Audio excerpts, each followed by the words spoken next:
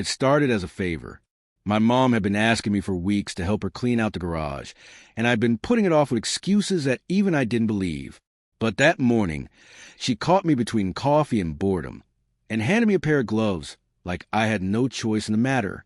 So there I was, standing in our dusty, sweltering garage surrounded by boxes marked Christmas stuff and Dad's tools, trying not to think about how much my life had unraveled. I moved back to my childhood home in May, after a 4-year relationship crumbled so fast it left me breathless.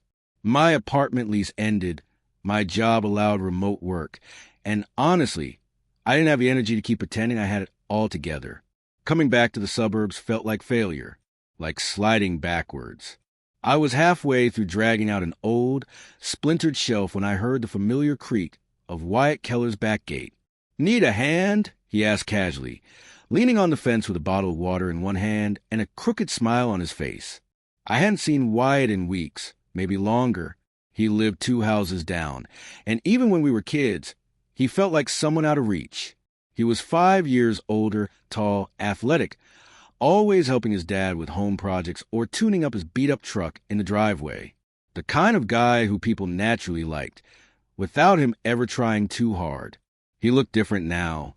Older, obviously. His face was more angular, his beard a little unkempt, hair a little longer than I remembered.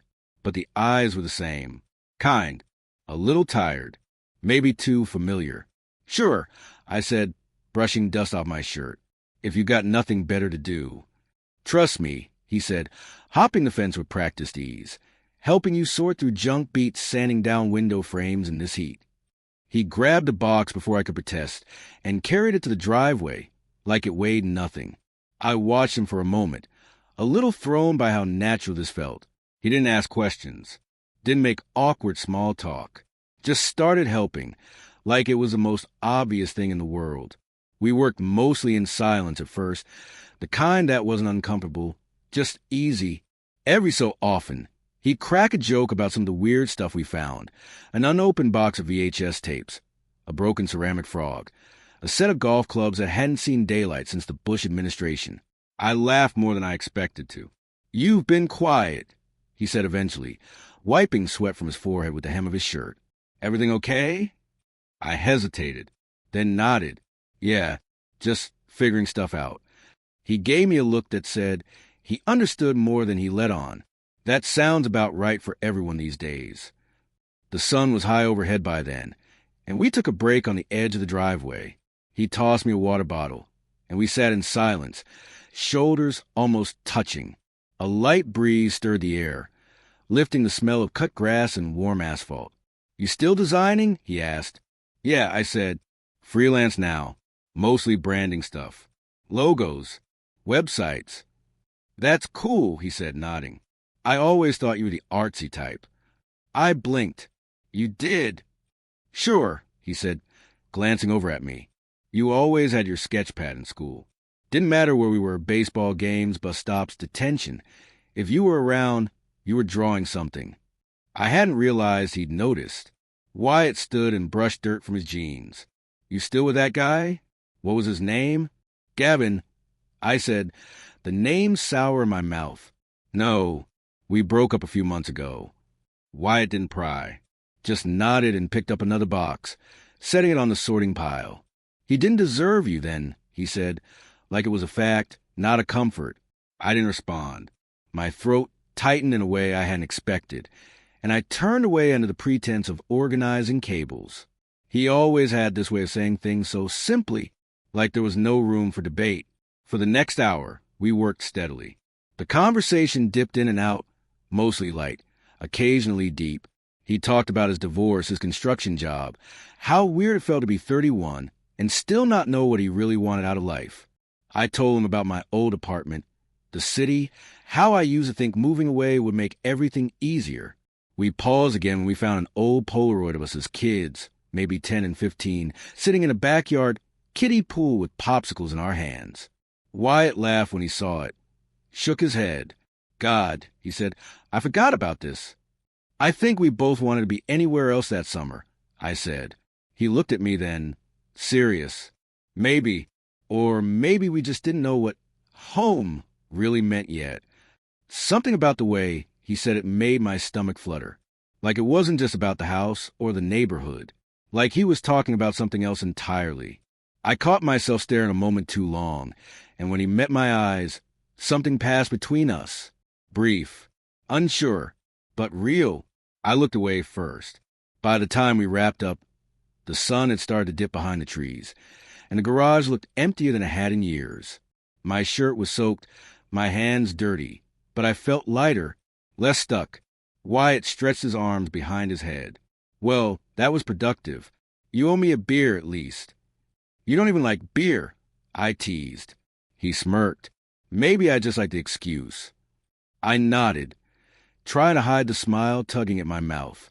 Next time, then. Yeah, he said, slinging his bag over his shoulder. Next time. As he walked back toward his yard, I watched him go, unsure of what had just happened. Only that something small but undeniable, like a door opening just a crack, waiting to be noticed. I didn't know what I wanted from Wyatt, or what he wanted from me. But that evening, as I stood in the middle of the newly cleared garage, heart beating faster than I liked to admit, one thing was clear. Next time couldn't come soon enough. I didn't see Wyatt again for a few days after we cleaned the garage, but I thought about him more than I wanted to admit. The way he'd looked at me before he left, thoughtful, unreadable, stuck in my head like a photograph I couldn't tear up. It wasn't just that he'd helped me out. It was how easy it felt, how natural, like we'd slipped into some rhythm that had always existed, just buried under time and silence. He texted me the following Saturday. You still owe me that beer. Simple. No emojis. No pressure. But the moment I saw his name light up my screen, my pulse kicked up like a switch had been flipped. I invited him over that evening. Nothing formal. Just two guys on lawn chairs in my backyard with a couple of cold bottles and a citronella candle flickering between us. The summer air buzzed with insects and the faint sound of laughter from someone's barbecue down the street. Wyatt showed up in a worn gray t-shirt, jeans that looked like they'd been through a few battles, and that same unbothered expression he always wore, like the world could wait until he finished his beer. We talked about nothing for a while. Movies, local gossip, my mom's obsession with yard flamingos. But somewhere between the first and second drink, the conversation deepened without either of us pushing it there. You ever wonder if people really change? Wyatt asked, gazing up at the stars. I took a slow sip before answering. Change how? Like, fundamentally, like if someone messes up enough, can they actually fix the parts of themselves that did the damage? I studied his profile in the dim light. Are you asking for someone else or yourself? He laughed softly, but there was no real humor in it. Maybe both. I didn't push. He didn't owe me that kind of honesty, but it felt like he was offering it anyway. In pieces he wasn't quite sure how to carry on his own. You were always the quiet one, he said after a pause. Even when you were a kid, but not in a shy way. More like you saw things the rest of us didn't. That caught me off guard. I didn't think you paid attention back then. I did, he said, his voice low, more than I probably should have. My heart beat louder than the crickets. The air between us changed again, dense electric. I turned toward him, and for the first time, I didn't look away. Why now? I asked, unsure if I even knew what I meant. Why come over? Help me? Sit here. Wyatt leaned back in his chair, his bottle dangling loosely from his fingers. Because I've been thinking about you. For a while. And I figured if I didn't do something about it, I'd regret it. I didn't breathe. I didn't move. I waited, hoping the silence would answer for me. You ever feel like you missed something important, he went on, and it's been sitting next to you for years, just waiting for you to notice? I nodded, slowly. Yeah, I think I know that feeling. He turned his head then, really looked at me, and for a second, just a second, everything else blurred out. The breeze, the sound of cars, the knot in my stomach. It all disappeared. His hand brushed mine, not an accident, and then he kissed me. It wasn't long, or showy, just soft, hesitant, like he was giving me time to pull away. I didn't. When he pulled back, he searched my face, maybe looking for regret, maybe fearing it. I whispered, I've thought about this. He smiled barely. Me too. We sat like that for a while, not speaking, not needing to. But I could feel the ground shifting underneath me, everything I thought I understood about our history, tilting on its axis. Maybe he had noticed me all those years ago. Maybe he'd felt something too. Eventually, Wyatt stood and stretched. I should probably head back. Early morning tomorrow. Sure, I said, even though I want him to stay. Thanks for coming by. He hesitated at the porch steps. This doesn't have to be weird, right? No, I said, it's not weird. He nodded once and left without another word. I watched him walk into the dark, his silhouette dissolving into the night like it had been borrowed from a dream. Inside, I couldn't stop pacing. My chest was full of something I couldn't name. Excitement, sure, but also fear, doubt, hope. I wanted to believe what happened between us had meaning, that it wasn't just a result of shared loneliness or nostalgia. The next morning, I texted him. Last night meant a lot. I hope you feel the same. I waited. An hour. 2. Nothing.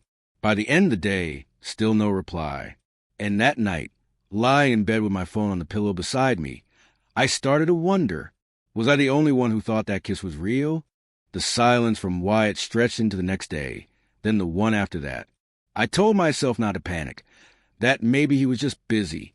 People had lives, jobs, things to deal with, but that didn't explain the read receipt on my message, or the fact that, on Tuesday afternoon, I saw him in his yard, sanding a piece of wood on his porch like nothing had happened.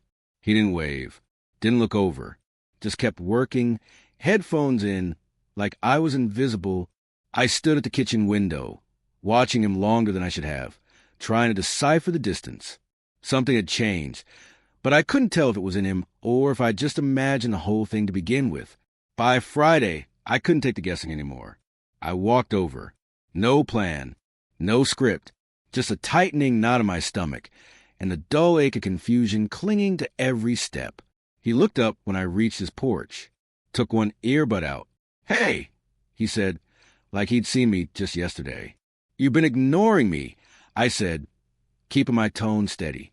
Wyatt didn't deny it, just looked at the ground and rubbed the back of his neck. "I've had stuff going on." "Stuff that makes it hard to answer a text?" He sighed, setting down the sander. "It's not that simple." "No," I said, my voice a little sharper than I intended, because from where I'm standing, it looks exactly that simple. "You kissed me. You said you'd been thinking about it for a while. Then you disappear." "I didn't mean to mess with your head," he said quietly. "Then what did you mean to do?" He hesitated, then glanced toward the street like he was afraid someone might hear. "Look, it wasn't supposed to go that far. I'd had a few drinks, we were talking, and—" "Don't do that." I cut in. "Don't pretend it was some spontaneous mistake. You meant it. I felt it."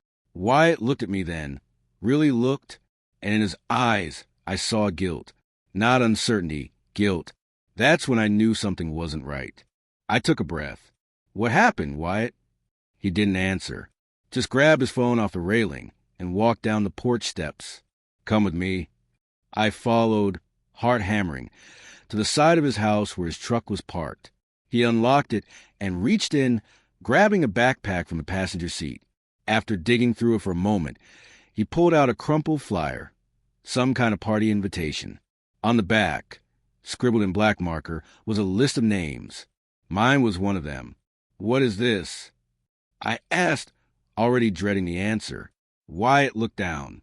"A few weeks ago, some of the guys I used to hang out with, Dean Marcus, they were messing around, joking about people in the neighborhood.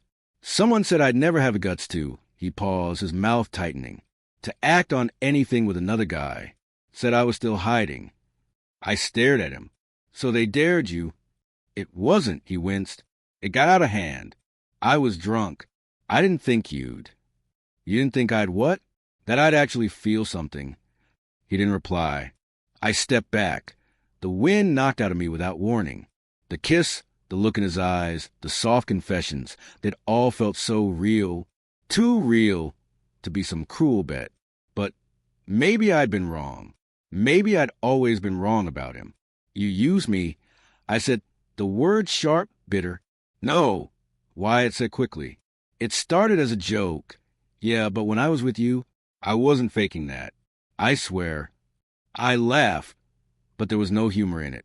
You expect me to believe that after everything? After ghosting me for a week? He moved closer, hands out like he could fix this with proximity. I was scared, okay? I panicked. They started teasing me again, calling me things, saying I'd gone soft. I didn't know how to handle it. You're 31, Wyatt, not a teenager. I snapped. He flinched. I wanted to take the words back, but I couldn't. I was too angry, too hurt. You don't get to blame them, I said. Quieter now. You chose this. You chose to make me a joke. I didn't mean to, he murmured. I just didn't know how to be honest. Well, you manage it now, I said, voice flat. Congratulations. I turned to leave. He didn't follow. That night, I lay in bed, staring at the ceiling, replaying everything. Every touch, every word, every look. I tried to figure out which moments were real and which were staged. The worst part was I couldn't tell the difference anymore. And that, more than the kiss, more than the silence, more than the list with my name on it, that was what broke me. For the first time since I'd moved back home, I stayed inside for days. I ignored calls, muted group chats, turned off notifications. Even my mom, who always found reason to hover, seemed to sense she shouldn't push. I told her I was sick. She didn't believe me, but she let it go. Everything felt dim, like the colors of the world had been washed out and left in the sun too long. I couldn't stop turning it over my head. Wyatt's face, that damned list, the way he couldn't even look at me when he confessed. The more I thought about it, the smaller I felt. Not just hurt, but foolish. I let my guard down. Opened a door I spent years learning to keep shut. And for what? A dare? Sometimes I'd catch myself staring at the garage window, half expecting him to show up like nothing had happened. Other times I hoped I'd never see him again. But he did show up 6 days later. It was just after noon, and I was folding laundry on the couch, trying to force a rhythm into my day. I saw a movement on the porch, heard the knock, and something in my chest clenched. I didn't move right away. Maybe if I ignored it, he'd go away. But Wyatt didn't leave. He knocked again, 3 soft raps. Familiar, like the knock you give to someone you know too well. I opened the door, not out of forgiveness, but because I needed to look him in the eyes one more time and see if any of it, was ever real. He stood there, hands in his jacket pockets, hair damp from the drizzle that had started falling. He looked tired, or maybe just honest, for once. I won't stay if you don't want me to, he said. I needed to say something. I stepped aside. Not an invitation, exactly. More like a challenge. We sat at the kitchen table, across from each other like strangers negotiating a truce. I didn't offer him coffee. He didn't ask. I was wrong, he said first. About everything. About the way I handled it. About what I thought I could control. I waited. He didn't look up. I'm not proud of who I've been, he continued. I thought I could laugh it off. Pretend it didn't matter. That you didn't matter. But I can't. You made me feel like a joke, I said. Like some test you passed. I know, he said, finally meeting my gaze. And I hate that. I've hated it every day since. I wanted to believe him. God, I wanted to believe him. But something in me had shifted, hardened. You can only be cracked so many times before the pieces stop fitting back the way they used to. I didn't ask for any of this, I said, my voice low. I wasn't looking for a storybook ending. I just wanted honesty, respect. I wasn't ready to be that person, he admitted. But I want to be. Why now? I asked, why even come back? He took a breath, like the truth cost him something. Because I miss you. Not just the kiss or the conversation or the history. You, the way you listen, the way you don't force things, the way I feel around you, like I'm not pretending. Silence fell between us again, this one softer than before. I started going to therapy, he added, 2 days ago. Doesn't change what I did, but I'm trying. I nodded, slowly. Not because it fixed anything, but because it mattered. That he was at least trying to be better. I'm not angry anymore, I said, and it surprised me to realize I meant it. Just tired. He looked like he wanted to say more, but didn't. Maybe he knew there wasn't a perfect line to patch up the damage. Maybe he understood now that words could only go so far. I won't ask for anything, he said as he stood. Not forgiveness. Not another chance. I just wanted you to hear it from me. He paused at the door. For what it's worth, the kiss wasn't a lie. And then he was gone. I sat at the table for a long time after that, staring at the spot he'd been sitting. I didn't cry. I didn't smile. I just let the quiet settle in and tried to breathe like the air didn't still carry a scent. That night, I opened my sketchbook for the first time in months. The pencil felt foreign in my hand, like a stranger I was relearning to trust. I didn't draw him. I didn't want to, but I drew me, alone but not empty. I didn't know if Wyatt and I would ever talk again, if there would be a part 5 to this strange, unfinished thing between us. But for the first time, I wasn't waiting. And somehow, that felt like healing. Time has a strange way of smoothing over the sharpest edges. Not erasing them, exactly. Just dulling the sting until you can breathe without wincing. It's been 3 months since Wyatt stood in my kitchen, offering a handful of broken truths and a quiet apology I never expected. We haven't spoken since. Not in text, not in passing. But every so often, I catch glimpses of him, mowing his lawn, talking to someone outside the hardware store, driving past with the windows down and one hand on the wheel. I no longer flinch when I see him. The ache that used to burn behind my ribs has settled into something more manageable. Not quite peace, not quite indifference, just stillness. I've been rebuilding. Small things, mostly. I rented a small studio in town and started taking on more design work. Rebranded a local bakery. Helped a friend launch his online art shop. It's nothing glamorous, but it feels good to create again, to pour myself into something that doesn't disappoint me halfway through. Some days I still think about Wyatt. Not in the way I used to, those long, restless nights imagining what could have been, but in fragments.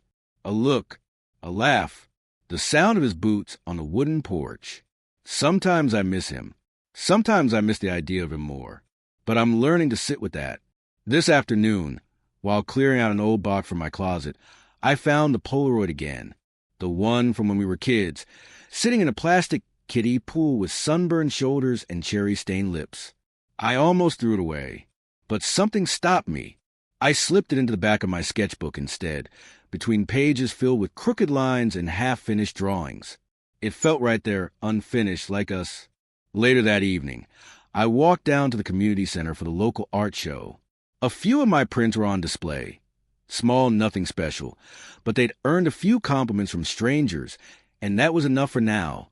The building smelled like varnish and old coffee, and the lights buzzed faintly overhead. As I stood near the back of the gallery, sipping lukewarm cider from a paper cup, someone touched my shoulder. I turned. It was Wyatt. He looked the same and entirely different. Healthier, somehow, softer, a little more grounded. He wore a clean shirt, no paint stains or sawdust, and in his hands was a folded piece of paper. "Hey," he said quietly. "Hey."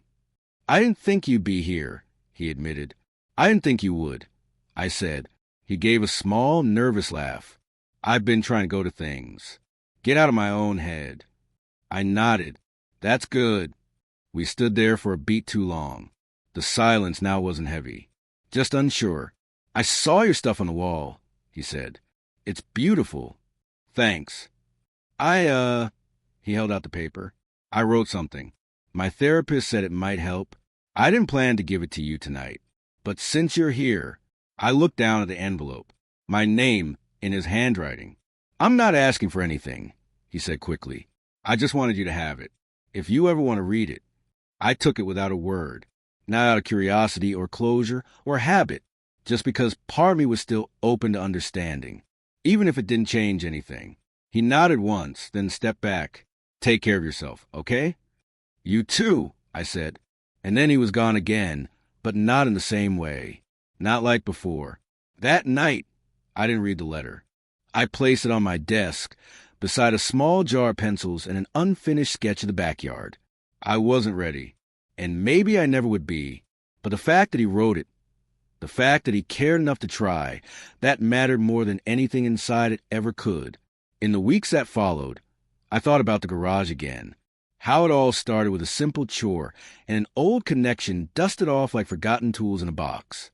We tried to build something there, among the cobwebs and clutter. And even though it fell apart, it wasn't for nothing. Some people come into your life to teach you how to hold on. Others come to show you how to let go. Wyatt was both. And me, I'm still figuring it out. But I'm okay with that. The truth is, healing doesn't always look like a second chance. Sometimes it's just waking up, making coffee, and drawing the next line.